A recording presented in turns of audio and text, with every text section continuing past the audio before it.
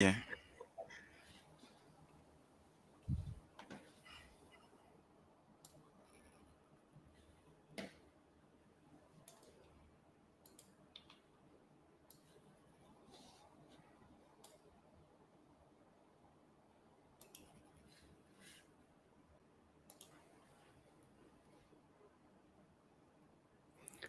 All right. So good morning, good afternoon, good evening, everybody. Really sorry for starting late, about 8 minutes late.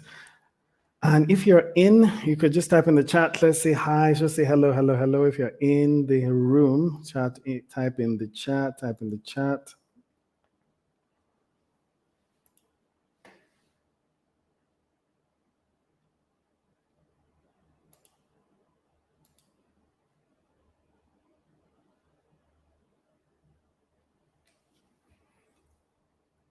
All right. Let's see. I want to see how many people are in the room.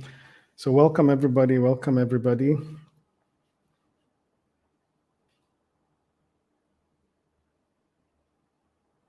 Pascal from Ivory Coast. Excellent. So Ivory Coast is I want to see who is people joining us from the farthest place. Currently, Ivory Coast is in the lead right now. Ivory Coast in the lead. Who else? Who is from far and wide? Okay, when I say far compared to Lagos State, so I'm in Lagos. Let's see how far you are. Okay, so Ivory Coast number one, as in is furthest away from Nigeria right now, or Lagos. Anybody else? Who else is joining us from far and wide? Where are you joining us from?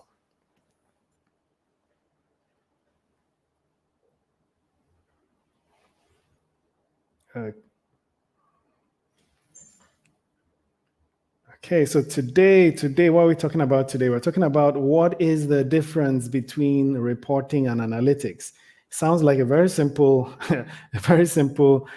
question, right? But on my research, there's so many different ideas around it. But I have a very simple definition for you that's going to make it so much easier to understand this. Reporting and analytics. If you do reporting or you do analytics, type in the chat. Which one do you do more of, reporting or analytics? Can you just type reporting or analytics? Which one do you do more of? Type in the chat. Type in the chat. What do you do more of?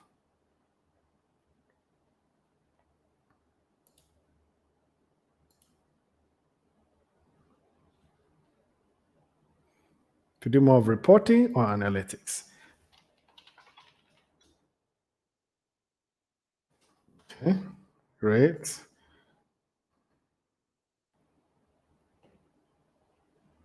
So you can join us from those in YouTube, joining us on YouTube, joining us on LinkedIn, joining us on Twitter. So you're all welcome. You're all welcome coming in. Just keep coming in. Hi, Boyewa. How are you doing? Biniti, I hope I got your name right. Join us from LinkedIn. Right. So what do you do more of, reporting or analytics? So Biniti does more reporting. Okay, do more of reporting. That's great. Larry does both reporting and analytics. Okay. Maybe after defining analytics, we'll know whether it's true you do both reporting and analytics. Okay. So share what you do. Let's hear.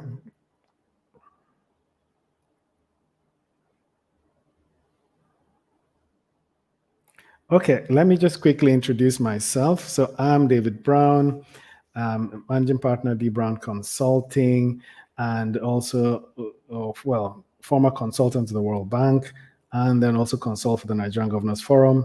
I'm also a Microsoft Most Valuable Professional. What that means is just that I do a lot of stuff for the community, share lots of stuff, lots of ideas like I'm trying to do today. And I work in D Brown Consulting. That's my main focus, really. That's where I work. And these are all my handles. LinkedIn, you can check out some videos on YouTube. And yeah, so today I'm going to be working with Samson. Samson, if you can say hello to everybody. We're both going to be talking about reporting and analytics. What's the difference, right? And really, for me, I want to get what you guys think. What do you think is the difference? What are you working on? And hi, Samson. Oh, we can't hear Samson. Hello. Hello, David. Hello, everyone. Hi, Samson. It seems Welcome. you're joining us from standing behind a wall, one nice looking wall. Where are you joining us from? I'm Jenny from Lagos, Nigeria. Thank you, Lagos. David. Yeah, yeah. Lagos. So right now we have someone from Ivory Coast. That's the furthest away. So Oh, anybody else wants to share where they're joining us from? Uh, I think the furthest person will probably get a nice small prize. Office Training Hub is going to sponsor a prize. All right. So let's jump in. Let's jump in. So get your questions ready. You can drop your questions in the chat box, or you can click on this link, link in the chat, and you'll be allowed into the studio. So if you really want to go into the studio, we'll send a link, and then you can ask your questions live, right? So yeah, so that's basically that's how you kind of connect to us. And be sure to turn on your camera once you join the studio. So we'll let some of you into the studio so you could talk. All right, great. So what next? So when it comes to reporting analytics, one tells what and the other tells why. What do we mean by that? We'll see that very soon. But really, reporting analytics, let's go to the dictionary, right? But what I want to do is go to the People's Dictionary or the People's Encyclopedia, and let's see what they had to say about what reporting is. So let's take the encyclopedia or Wikipedia definition of reporting, and let's see if that really makes sense. Yeah, let's do that. Okay, so what is reporting? As far as Wikipedia is concerned, a report is a document that presents information in an organized format for a specific audience and purpose. A report is a document that presents information in an organized format for a specific audience or purpose. Makes sense? Although summaries of reports may be delivered orally, complete reports are almost always in the form of a written document. So when let's assume you went for a roadshow, you went back to your office, and you give an oral report. That's still a report. But most times you kind of type it all out, probably on PowerPoint, or maybe it's Excel, maybe it's a sales report. Excel is usually our best bet, right? You take sales report, you present that, that's your report.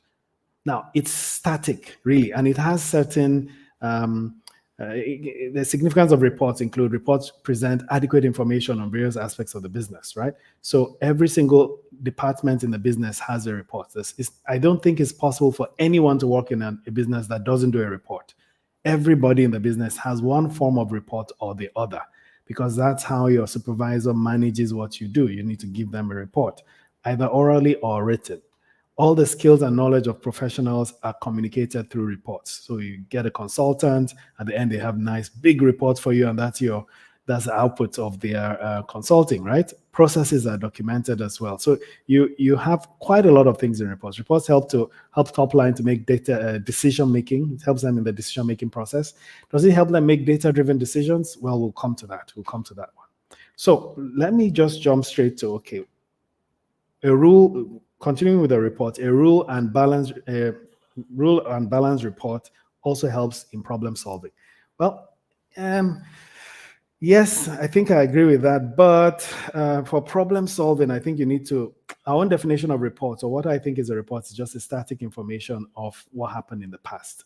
So a report really tells you what happened. But reports also communicate the planning policies and other matters regarding the organization. New reports play a role in ombudsman, which means you're kind of the person that is checking that people are following the rules. Checks and balances is reports. So you submit reports to your regulator. There are certain maybe quarterly reports, monthly reports, annual reports. You need to submit those reports to your regulator. And if you don't, you're in trouble. So that's really reporting, right? So then what's analytics? As far as the same Wikipedia says, it says analytics is a systematic computational analysis of data or statistics. It's used for discovery, interpretation, and communication of meaningful patterns in data. The key word there is patterns, really. Patterns in data. Analytics tries to identify the patterns in data and see whether they make sense, right? Part of the definition, it also entails applying data patterns towards effective decision making.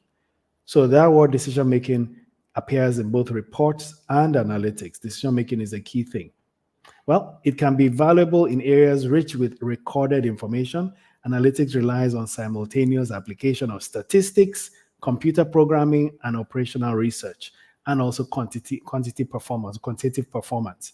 So statistics is very key, and I think that's the key thing there, because currently even our reports have computational programming to create our reports. It's has, well, operational research on the historical data is what we're reporting, but I think statistics is very, very important. But all these definitions, I prefer one that I'll share with you now. When it comes to reporting and analytics, what you're trying to do is convert data into information. That's one, data into information, and then information into insights, and then insights into action. To me, this is my own kind of summarized definition of reporting and analytics. Data must be converted into information, information to insights, insights to action. Now, can you guess which part of this is reporting and which part is analytics? Just type in the chat. Let's split this into two. Reporting, what's reporting here and what's analytics? Can you share? Tell me what you think.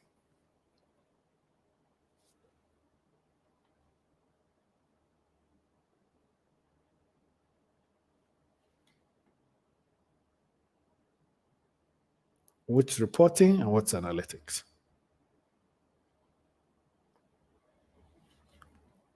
Okay, I'm seeing various comments. All right.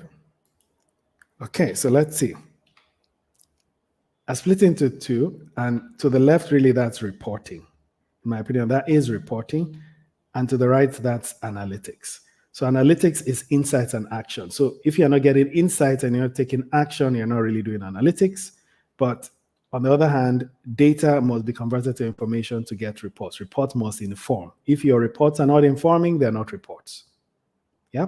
So that to me is a more simpler definition, but really even simpler definition to that is reporting tells you what happened.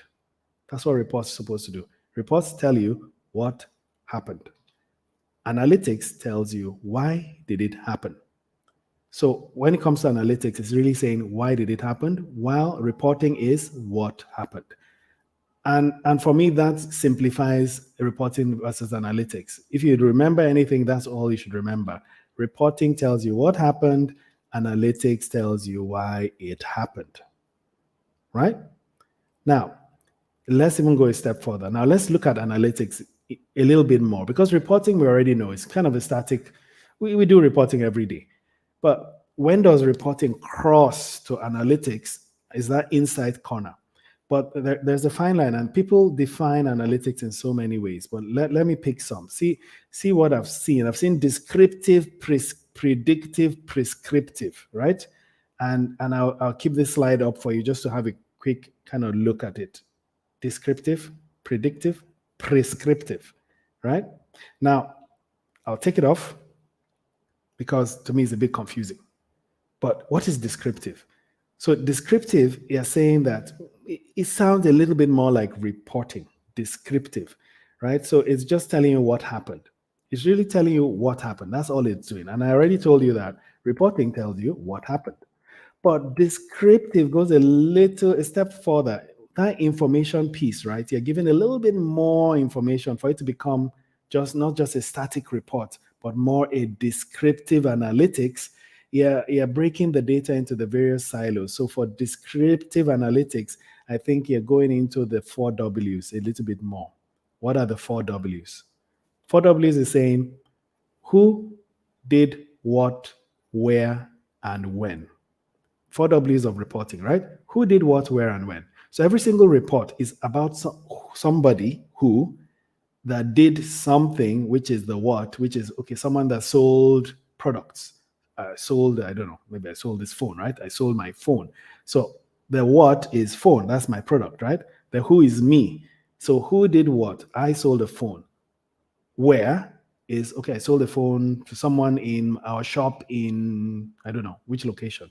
Timbuktu, right? So that's the who did what, sold the phone, where, in one shop in Agege, right? And then when did I do that? Oh, it was around 4 p.m. Yesterday, right? 4 p.m. on Thursday, or 4 p.m. on the 2nd of January 2023, which hasn't happened yet, so 2022. So that is the who did what, where, and when. So every single data you pick has those 4, minimum. Think about it. Any data that you have, any data you gather has those 4. So the information in your report could use those 4 things in different ways. Now, if you kind of go into deeper detail into reporting on those four, you could decide that, do you know what? It seems that there is a kind of relationship between selling in Agege in the morning, and it seems in the afternoon we don't do much sales. Why don't we do much sales in the afternoon? Who knows? Maybe everybody has gone to work and the people that will buy are not there until the evening.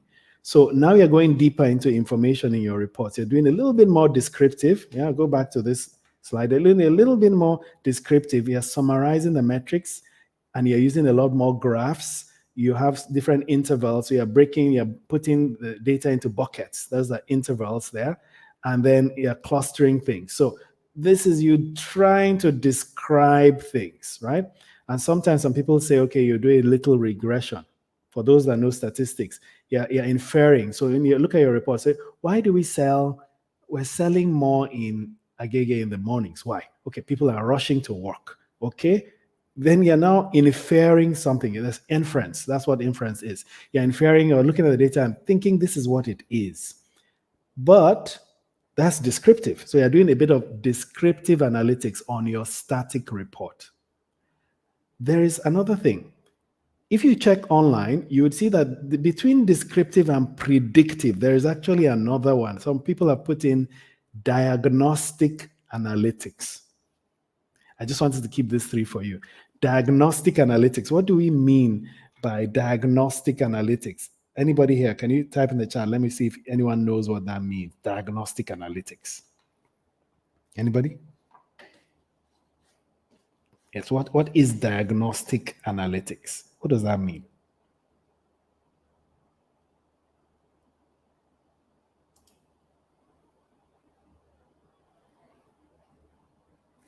Okay, seeing some. Who did what? What was done? Where was it done? Okay, when was it done? Yeah, nice. Diagnostic analytics. So diagnostic, really, descriptive is what happened. Diagnostic is why did it happen.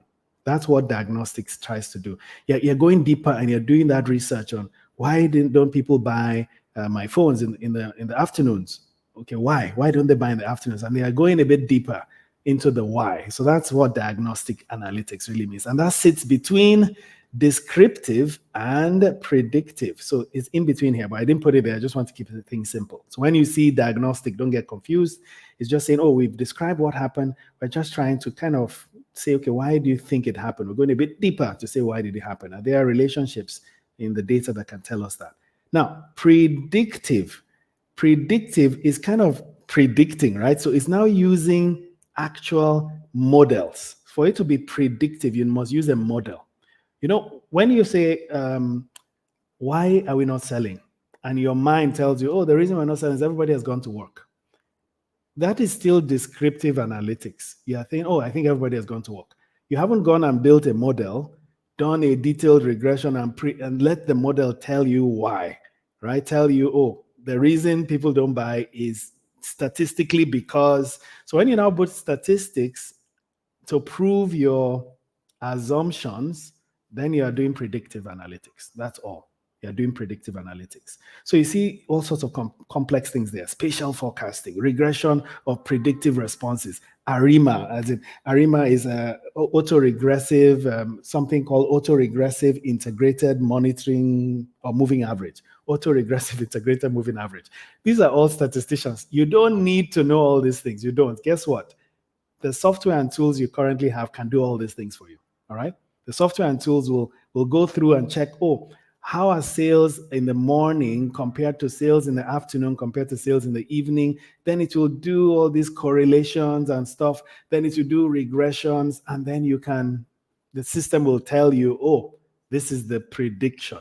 So you should know basic statistics to understand predictive, but you don't need to know more than that. You don't need to become a data scientist. This is the job of a data scientist. But everybody else, in my opinion, you need to know reporting and you need to know descriptive analytics. Predictive, prescriptive, and all the other ones are for data scientists.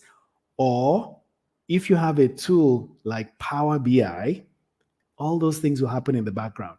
So Power BI will do and certain services from Microsoft and also Google, they will do all those data predictions, prescriptions at the back end, and just give you your results. But it's good to have an idea what is happening in the background. So we said analytics is descriptive. In between descriptive and predictive, we have diagnostic, telling you why. Then predictive is saying, okay, I'm going to kind of predict that this is going to happen in the future. Now, I'm also a financial modeler. I build financial models. So technically, I'm doing predictive analytics because I'm building a model to kind of tell me what's going to happen in the future. It may be a linear kind of model, but it's still predicting what's going to happen based on data in the past. So technically, it is predictive. You do budgeting, you do a budget based on data, you're predicting what's happening. So those are basic predictive analytics, right? Analysis of the future. Then we have prescriptive. So prescriptive is basic. The difference between predictive and prescriptive is prescriptive is like a doctor is prescribing solutions for you, saying, hey, this is what you need to do. So when you do predictive, predictive says, these are things that we think are happening here. But prescriptive just says, hey, we've done all the analysis, do this. So it's telling you these are the things you must do. So that's the big difference. Now, one easy explanation of prescriptive. Think about this.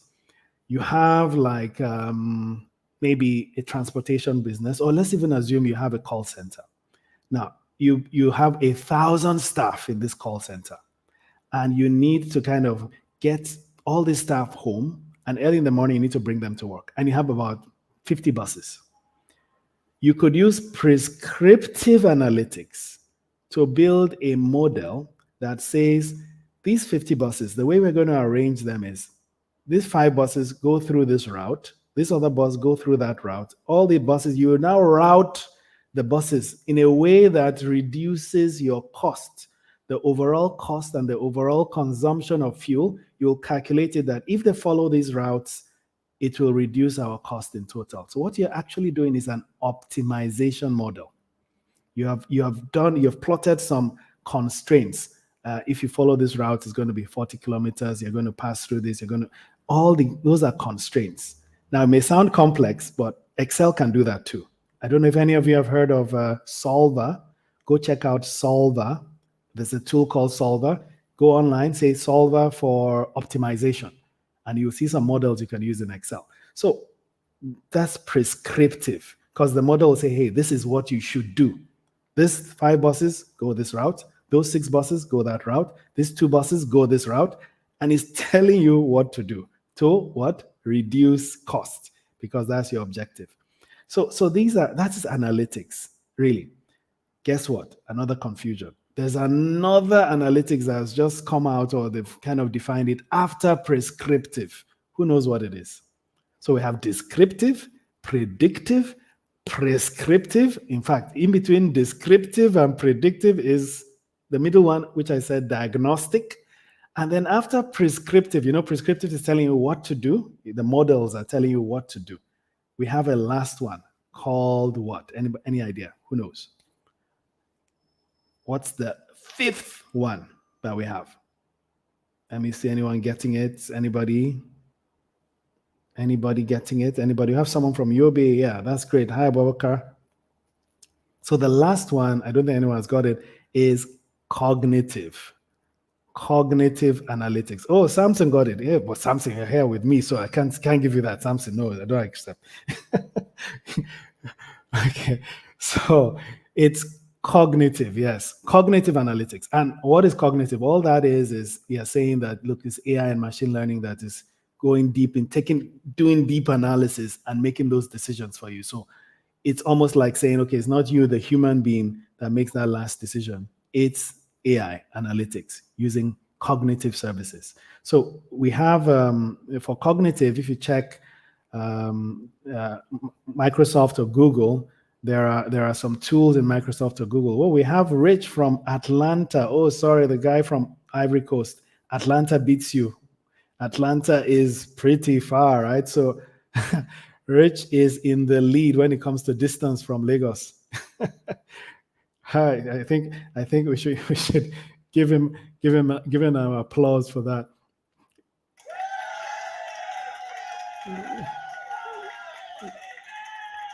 Yeah, excellent. Okay, so descriptive, diagnostic, predictive, prescriptive, and cognitive. So those are the analytics. But what do you do? What reporting do you currently do? And do you now that you have an idea about analytics, tell me which you do. Do you do descriptive? Of course, everybody does reporting. I know everybody does reporting. Yeah, but which analytics do you do?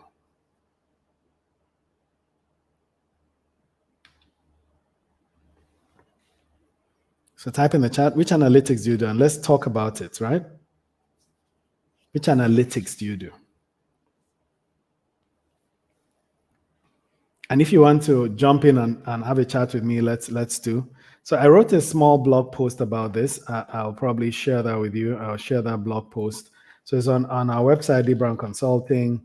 And but what kind of analytics do you do now that I've kind of defined what it really means? Remember my simple definition, or maybe I should even go back to it. So let's go back to that simple definition. Look at it here, right? Your reporting is what happened, and that's just data and information. What happened? Analytics is why did it happen? So even if you have descriptive, you're saying, okay, what happened? We're going a bit deeper to try and have insights. That's what descriptive is, trying to get insights. What is diagnostic? It's actually telling you, oh, why did it happen? That's diagnostic, right? I mean, that's what diagnostic is. Then what is predictive?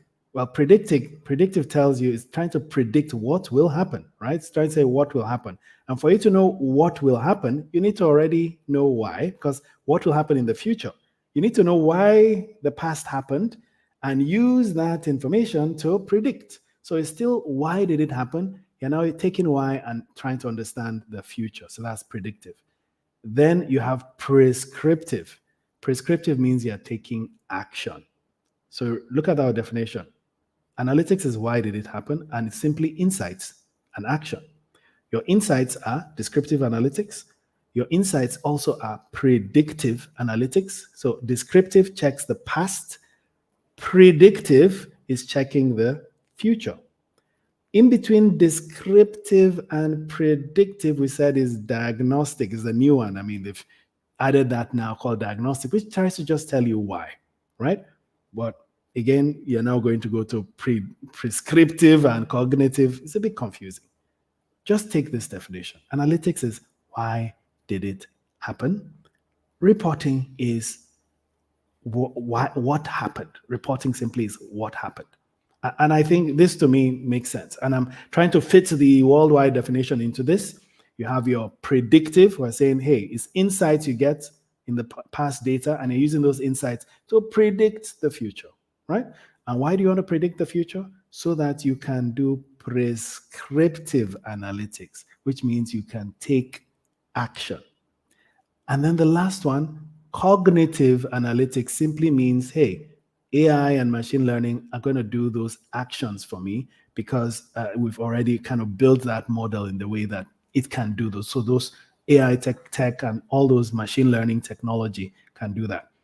And what is AI? AI simply is, and what's machine learning? Machine learning is learning from your reports, learning from your data and trying to find patterns in your data. That's what machine learning is doing. It's finding patterns and learning from those patterns and then making a guess as to, oh, based on this pattern, this is what's going to happen. And then kind of changing the model a bit to fit. It's almost like fitting the model so that it perfectly predicts something. So machine learning technically is predictive analytics, right? And then the AI bots that use the machine learning and all of that, trying to make decisions, trying to use that almost like brain-like power, which is why it's called cognitive, right? Cognitive analytics, that brain-like power to take action.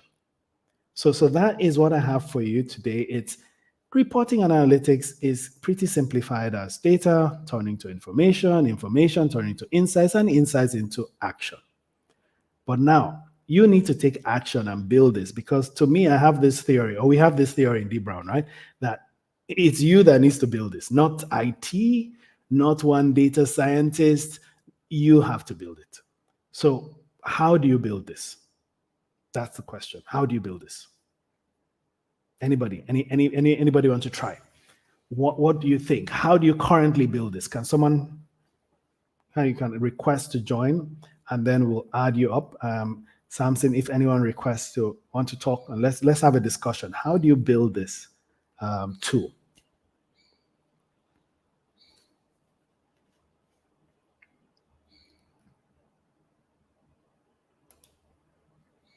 So you can see we've shared the link. We've shared the link for where you can get the blog post. So I have a blog post on this, reporting versus analytics. You can click on the link. It's shared with you on LinkedIn, Twitter, and YouTube. So how do you build this? Now, if you want to join, please, if you want to join, make sure you join. If there's a link, just click on the link. But if you want to join, I think you have to join through LinkedIn. So click on that link and let's have a chat and say, okay, how do you currently build this? And let's have a discussion around it and see if I can help you understand a few things there.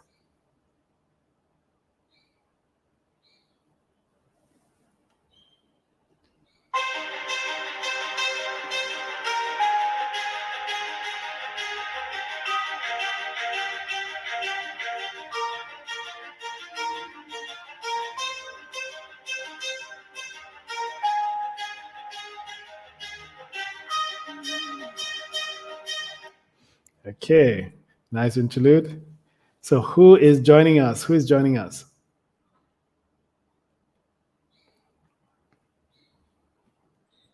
Okay, before you join us, I want to just type one key takeaway you've got from this, one key takeaway about reporting versus analytics.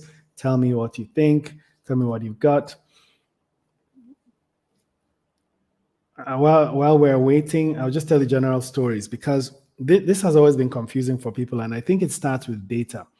And I think I don't know who coined the word big data. I think that was just a marketing. It's just a marketing, right? Big data. Oh, it sounds really complex. All that means is data is getting a lot. And it's true. Data is just getting so much. It keeps on doubling, I think, every 5 years or some statistics I saw. And that's what big data is. So it's nothing special. It's not a special kind of data. It's just data, right?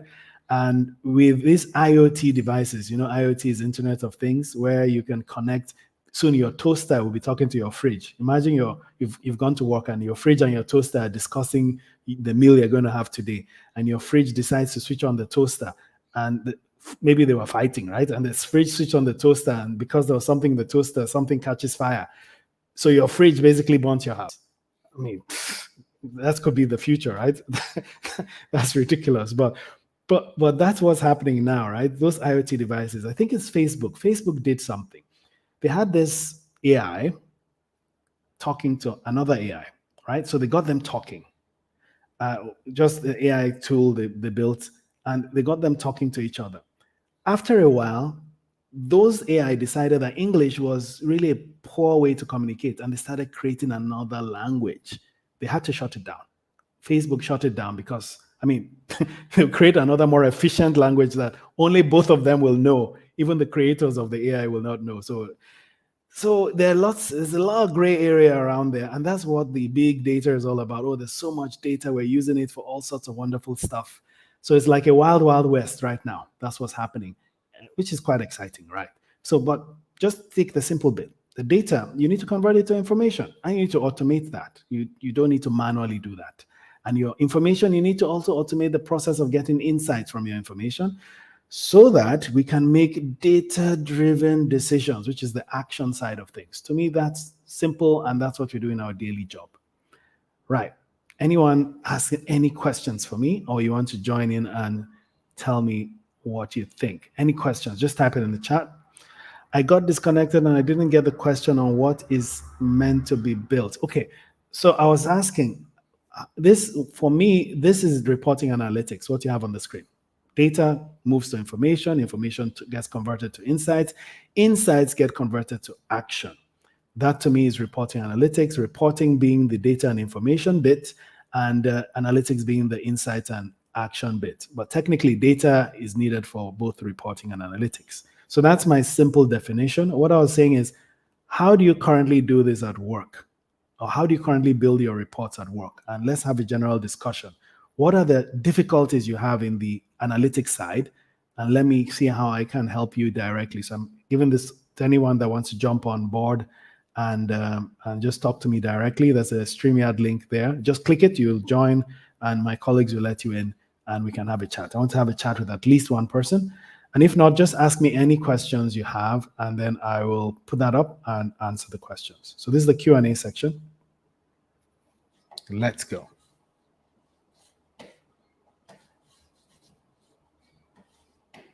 So anybody beating Atlanta? Is there anyone from Australia here? Yeah, that'll be nice. So by the way, we have a webinar. We have a webinar coming up, and the webinar is going to be on a solution to this, as in how do you build reporting analytics solution? What kind of framework can you use? So we're going to talk to you about a framework you could use to actually build that. It's a very detailed webinar, and it's going to give you lots of insights. I think that webinar is coming up. I think there's a link we can put to register for the webinar. But make sure you follow us on LinkedIn, YouTube, Twitter, and you'll be able to get some information on the webinar. So we have Ifeoma joining us. Ifeoma, are you there? Your camera. Hi, Ifeoma. Hi, Hello. David. Good. How are you? I'm doing well. Thank you. Good. I can see lots of files at the back there. Are those all reports? Past record. Files, so all stored reports, right? Technically, they're reports. Yeah. So good. Where are you joining us from? From Lagos, Koyi. Oh, good. You're close. You're not far. That's good. And so, what question do you have? Okay. I was just enjoying the session actually, and I wanted to join in. So when questions come up, I'll bring them up. Okay, so how do you do reporting currently? This thing that I showed, this data, information, and insights, is that how you do reporting? Okay. Yeah. So I use financial model to generate a report. Oh, so you Then build I a get financial model. Okay. yes. So I get information from the accounting software that I can use, and then import it into the financial model, and that generates the financial statement, income statement, balance sheet, and then from there, I use it to generate the management report that's every Oh, month.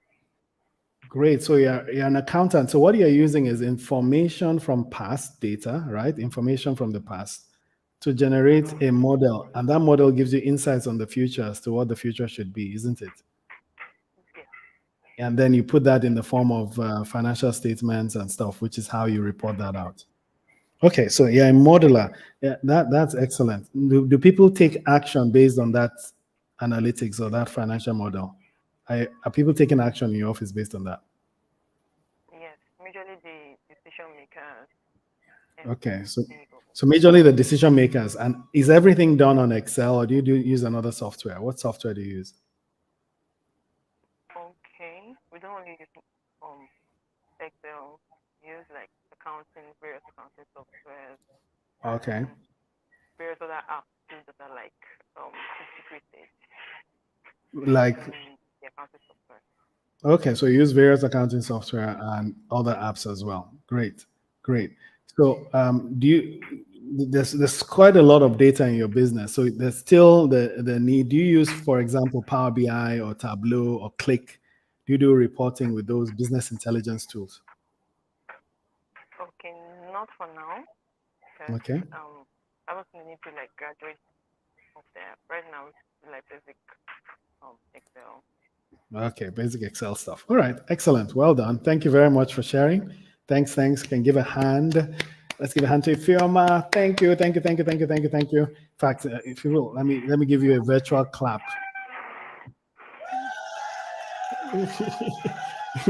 Thank you.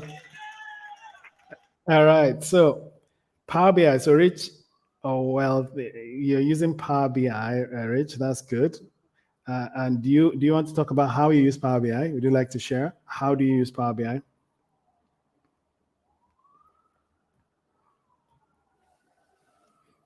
So I'll tell you a story about Power BI. So Power BI, we are Microsoft partners, so you could say we're a bit biased in Microsoft, but Microsoft really has an excellent tool. And if you check the Gartner report, there's an independent body called Gartner, and they rate business intelligence software. Power BI is way ahead of nearly all the competition as far as Gartner is concerned, right? So Power BI was invented in 2015, around July. Luckily for me, I was in Israel in February 2015 for the kind of pre-launch of Power BI. And we saw the team, very small team. I think it probably was the only one from Africa in that meeting.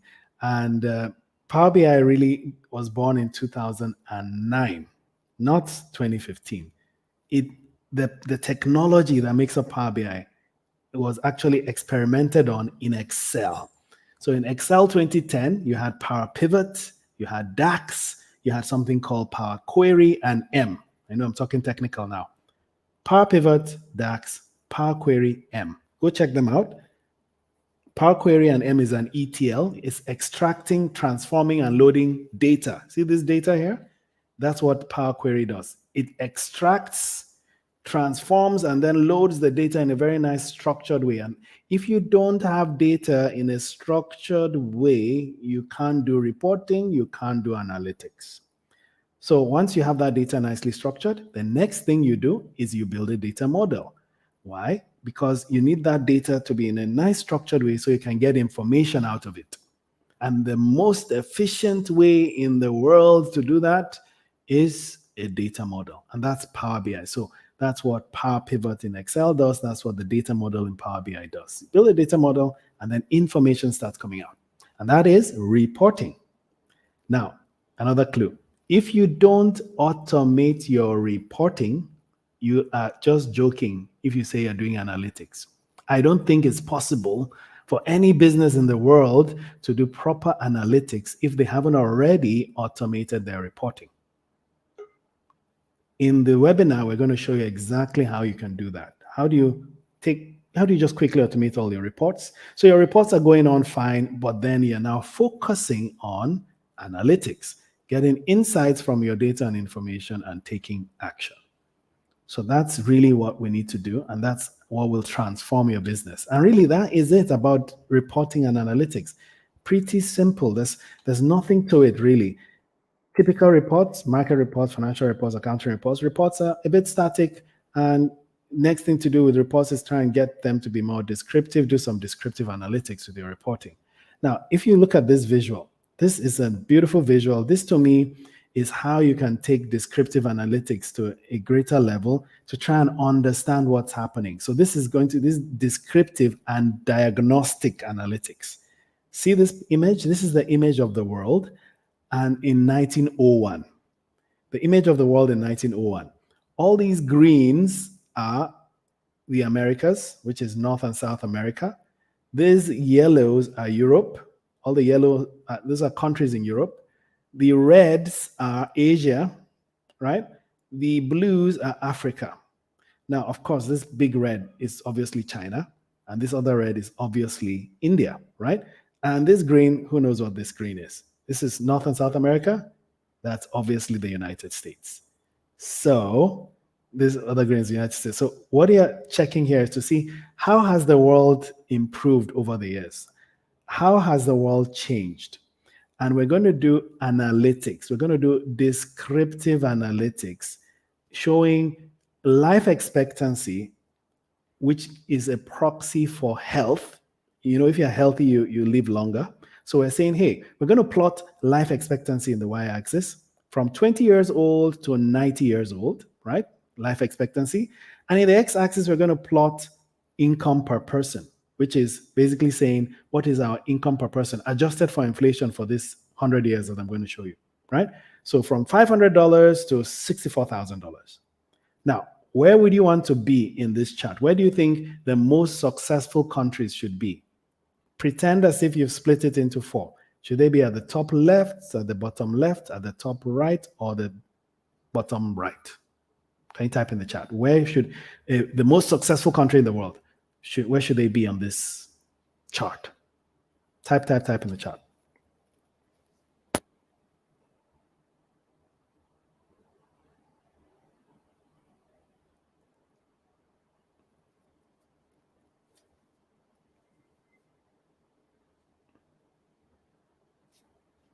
Okay, type in the chat. Let me see what comments we have. The most successful countries in the world, where should they be?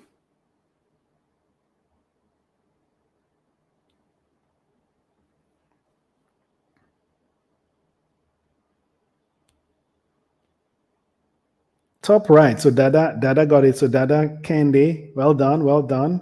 Dada Kende, well done, well done, well done. Yes. So you said top right. You're right. So that's where the wealthiest and healthiest countries should be. So income has been split into 4 categories, right? Level 1 income, this is this bar here, this column here. Level 2 income level, level 3, and level 4. So level 4 is the highest. In 1901, most of the world was in level 1. Level 1 is poverty. Level 1 is basically poverty. Average. Anyone in level 1 is really very poor. Level 2, you're just coming out of poverty. Level 3, you're getting richer. Level 4, you're the richest. Now, let's play the world over time. Let's just play the world and see how it's been from 1901. Now, remember the First World War? Can you see how everybody dropped in the First World War? The human beings, they don't learn. Second World War came, another drop, right? And then look at China. Look at China to the far left. See how fast they're flying around. They're going around and they're straight moving to the right. You see how fast China moves, China and India, but China faster. Moved all the way to the top right, and the whole world actually got healthier and kind of wealthier, but at least the whole world got healthier. You can see that. So this is 2018. And what we've just done is we've played 100 years or more, right? And this is analytics. This is descriptive analytics. And this is what it would be nice for everyone to be able to do, not data scientists, right? You should be able to do some deep descriptive analytics, which hopefully leads to, this is more descriptive and diagnostic analytics, which will now lead to predictive. So you can start predicting the future, just like Ifeoma is doing, she's doing projections to the future, right? And all we did here is we said, oh, there are 2 variables in our data that we think are correlated. What do we mean by that? 2 variables we think are related to each other, right?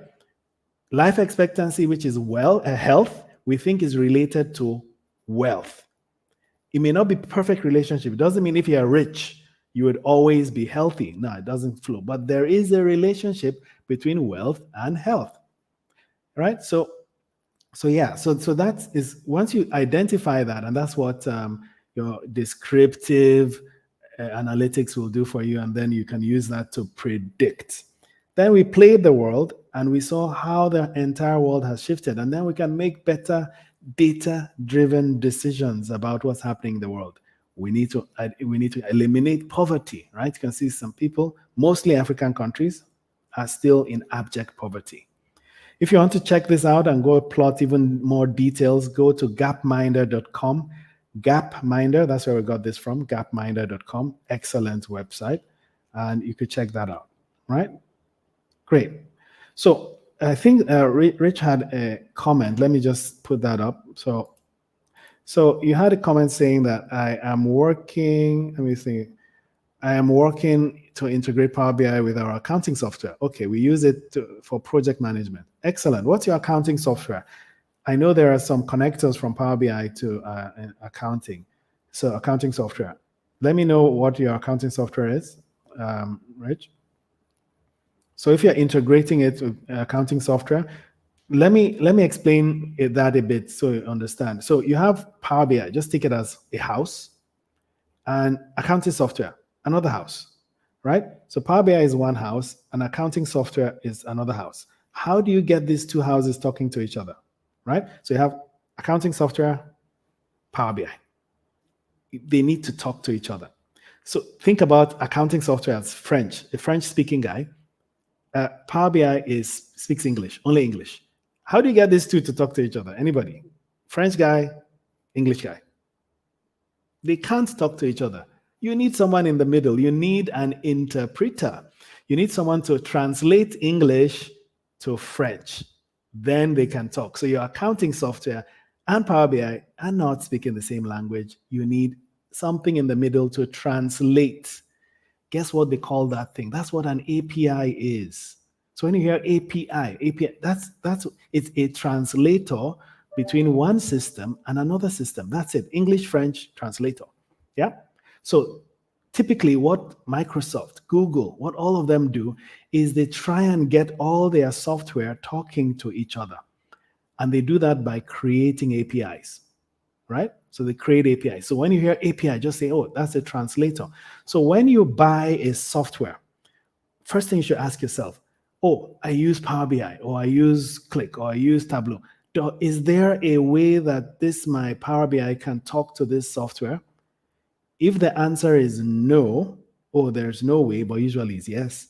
That if the answer is yes, let's start with yes. That means there is something called a connector, really an API that can connect Power BI to that software. Now, but remember, some translators are not very good, right? Some people don't translate that well. So if you don't have a good translator, you may know only maybe 100 words. So your API too doesn't translate everything from Power BI to everything in the software. So you may need to continue building it up and making it better and better and better. Do you get it? But if you don't have a translator, what you could do is accounting software. Download the data, maybe to Excel, Power BI, from Excel to Power BI. So there are various ways to integrate. And in the webinar, we shall talk about it a bit. So make sure you register for the webinar coming up in a couple of weeks. And we have a major course coming up also in July 11th. So if you want information on that, let me know as well. Is the webinar being recorded? This is live. Is the LinkedIn Live being recorded? Yeah, this LinkedIn Live is being recorded. Yeah, it's being recorded. Yes. Yeah, we're recording that. In July 11th, we have a 10-week program that's going to teach reporting or report automation and analytics academy. That's the program we have that's coming up on the July 11th. And we also have, so this program is a 10-week program that just teaches you how to automate all your reporting analytics. Everything in your reporting analytics, how do you automate it yourself? Not IT. You don't need IT, and you don't need any big prior knowledge. You just follow a methodology. And I'm going to talk about the methodology in the webinar. So make sure you register for the webinar where I'll go into detail about that methodology, right? So I'm David Brown, and this is me. I've kind of had so many hats on. So I think I'm kind of lucky to have worked as I'm a master trainer, ATD master trainer. So ATD is Association for Talent Development based in the US. So I'm master trainer. I'm also an ATD master instructional designer. I like teaching. And then I'm also a member of CFA Society, I'm a chartered accountant. I'm also a member of Chartered Management Accounting. I'm also Chartered Tax. So many charters around tax, accounting, finance, and then I'm a finance expert as well. But then I'm also a data expert. So I'm a Microsoft MVP. So we're a firm, D. Brown Consulting, and Microsoft partners. So I have that data piece as well. So I have the finance piece, the data piece, the training piece, the instructional design piece. that kind of all comes together, and creating a methodology for how do we wrangle this data and make sense of it in various industry and departments. So if you want a free Excel training to learn a little bit of my methodology, go over to Office Training Hub. Office Training Hub, I think there's a free Excel course there. It's just about a 1-hour course. It will give you an idea of how I think about data and how I use data to actually solve problems. So thanks everybody, and I think we have kind of gone way over our time. I hope you enjoyed this LinkedIn Live, and if you have any more questions, I'll just hang around a bit for any questions you have and answer those questions. Thank you, everybody. So we need an ODBC connector to link Power BI with our accounting software. Okay, so we could have a chat about that, but really, Rich, you could use the Power BI ODBC connector. So the ODBC connector, just take ODBC as this, accounting software, Power BI. ODBC is a way to connect to nearly everything. It's like a Swiss Army knife of connectors, right? It can connect to nearly everything. So I do think your accounting software should be able to connect via an ODBC connector. But if not, it means you need to build a connector, all right? Or what you could do, Rich, is just download the data dump, and then connect Power BI directly to that data dump, and then program how the data dump gets downloaded every day or every week, depending on how often you want to do it. That can be your temporary solution, right? So just download. And if you get tired of downloading, you can also automate the downloads as well. You could use Power Automate for that. So I've given you lots of stuff. You could go research that, but let us know, right? We have another LinkedIn Live, I think, next week. We're talking about another topic, so make sure to join us. I hope you enjoyed this, everybody. If you did, please send a comment, type a comment below if you enjoyed this session. And the Report Automation Analytics Academy, you could go join the waiting list for that. And then please definitely have an ultimate guide to building your data analytics system. It's a webinar that's coming up where? I don't know. We do have the link. If we have the link, someone should drop that link off. So the ultimate guide to building your data analytics system. I think it's a 1.5-hour webinar. It's coming up. I can't remember the date now, but we have the link for you there, RA3 webinar. So check it out, bit.ly in your platform on YouTube, LinkedIn. Make sure you register for this webinar. We're going to go deep into understanding how you build the ultimate guide to building your data analytics system. Very detailed guide. We're also going to give you, I'm going to give you the full guide. It's probably about 25-page guide. You're going to get that as your gift. And you're going to get 1 or 2 other gifts as well. And it's all free. This webinar is happening on the 28th of June. So make sure you register for it. Click on the link to register. Share the link out for anyone that does reporting and analytics, right? Those people that do reporting analytics as their daily thing. Please share the link. And yeah, I'm sure you would enjoy that. So let's see. Any questions I have? A question from Ramadan, yeah, Kaide. Since it's question time, any suggestions for a data analytics enthusiast who's looking to start from the scratch as a big beginner with little or no knowledge, perhaps a course or you have a school one can register? Well, there is a Telegram site I would like you to join right now. We have about 1,700 people on this Telegram site. And what we do there is we just load lots of free content. Special free content to teach you data platform. Is mainly the data platform for Power BI. So let me see if I can find that for you. Let me see if I can find that for you right now. I'll share with you the Telegram platform, right? So, nice question, Kaide. Any other thing I can help you with? I'm happy to continue answering questions. Telegram coming up. Let's see. Pascal, you're interested in financial modeling course. Okay, Pascal. For Pascal, what I would suggest, financial modeling is like one of our major trainings, right? There are 2 things you could do. You could go to our YouTube channel, but what you should do is I'll show you a course that you could do on Office Training Hub, right? If you're interested in financial modeling, we have a course on Office Training Hub that you could check out. Let me put that up for you. So there's this Office Training Hub is the e-learning platform for D. Brown Consulting. Then you go to financial modeling and you'll be able to see a lot of courses there, right? So check that out. But if you can, you also do go to our free YouTube channel and there's lots of modeling content we have there for free. So fundamentals of financial modeling, building corporate financial models. There's a bundle. This bundle has 5 courses in it. So this is the most popular one we have. I think there's a promo going on. I think you have a few days left. I think there's a promo going on. Yeah, I think you have a half price promo or something. Yeah. So this is my recommendation.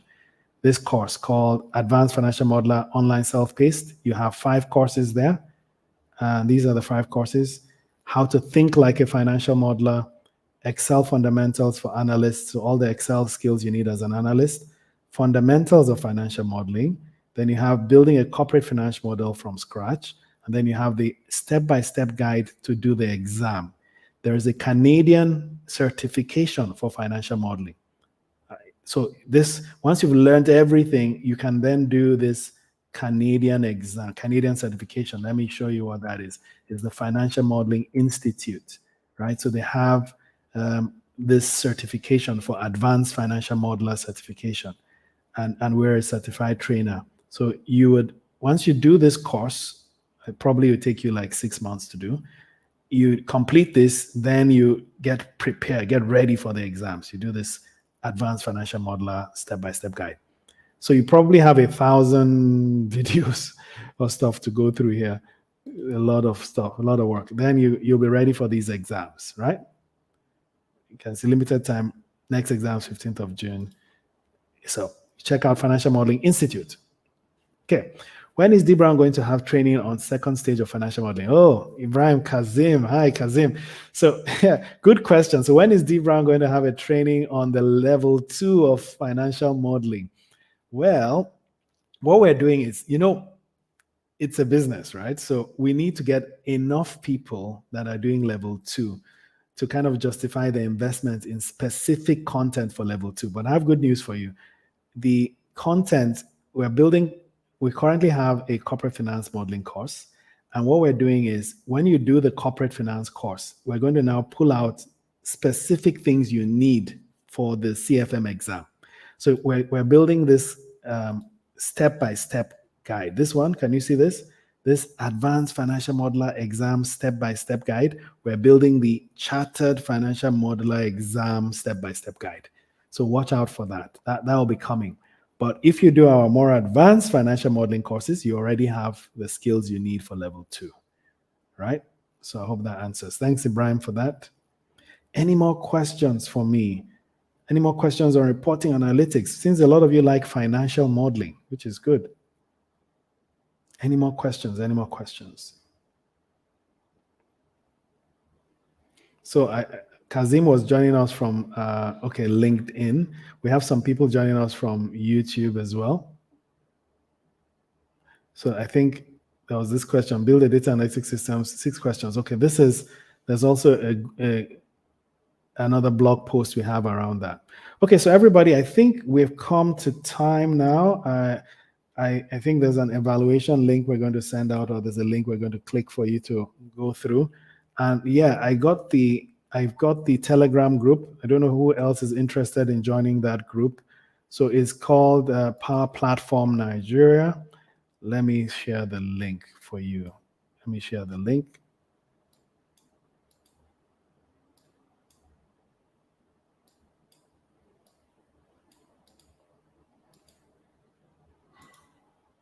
Okay. So Power Platform Nigeria. So if you could have that link shared with everybody. Okay, great. I've just posted the link. I'll try to post on other platforms. So if the team can share that out, great. Yeah, so Ibrahim, you said you mean the chartered stage of the exam. Yes, that is the second level 2. So that's what I was referring to, the level 2. You're going to have a chartered financial modeler exam step-by-step guide very soon. That's specific for level 2. Great. So click on the link, everybody, and you can join the Telegram group where we have all sorts of interesting content on Power BI, Power Automate, Power Virtual Agents, and stuff like that. So,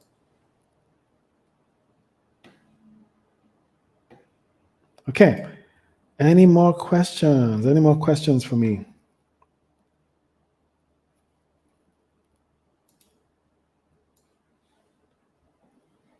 Okay, this is the Power Platform group.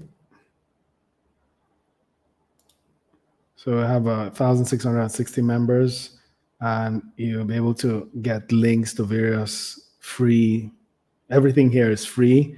And what do? We basically jointly building capabilities in Microsoft Power Platform, Power BI, Power Apps, Power Automate, and Power Virtual Agent. That's our focus for this group. So join for free. There's so much material, so many links to all sorts of wonderful things, content, training. Yeah, join. All right, so everybody, thank you very much. And I'll call it, we're calling it quits. We're closing in the next few seconds. 10 seconds, I'm counting down, we're closing. Thank you very much, everyone. Last potential question. Oh, Rich is also interested in level 2 of financial modeling. Excellent. So Rich is also a financial modeler. I believe you lost connection when you answered my question. Oops, I did. Oh, sorry about that. Okay, I'll answer it again. So I'm saying that level 2 of the Financial Modeling Institute, what level 2 is, it goes deeper into modeling, where you're actually modeling solutions to problems, right? So remember when we said reporting analytics. Let me go back to that. So what they're doing in level 2 is you're going to be given a problem, and then you need to build a model to solve that problem. So it's not financial models. It could be it's financial models, yes, but a specific issue. So you need a certain level of skill. You need a different skill set. So you need different skill sets in understanding timing. Timing is a very important thing. How do you time certain things that happen in your model at certain times? How do you build those timings into your model? How do you do debts? How do you calculate lots of debt service coverage ratio, all the DSCR, you have your LLCRs and all those kind of ratios? How do you build that into your model to solve a specific problem that a model needs to solve? So we're going to build a step-by-step guide to teach you how to think in that way to build solutions for that. But we have other courses that project finance courses that you could do as well. But before the end of this year, you should have a step-by-step guide, right? But please follow us. We do webinars every month, so you could also learn from that. And go to our YouTube channel, type D Brown Consulting. There's quite a lot of content there that's similar to what level 2 is. But I'll have a better answer for you soon, before the end of this year. Okay, so thanks a lot, everybody. Link to Telegram. Okay, we shared the link. Can we share the link to Telegram again? Ibrahim would like that. Yes, so join Telegram. Yeah, we've got that for you. Click on the link. Great. Okay. So, all right. So, bye-bye, everyone. It was great chatting, and hopefully we'll see you again next week. So we'll have another LinkedIn Live where we're talking about analytics and how you can use analytics to solve really serious, big problems, big problems. But guess what? You must have automated all your reporting first before you do that. So thanks, everybody, and see you next week.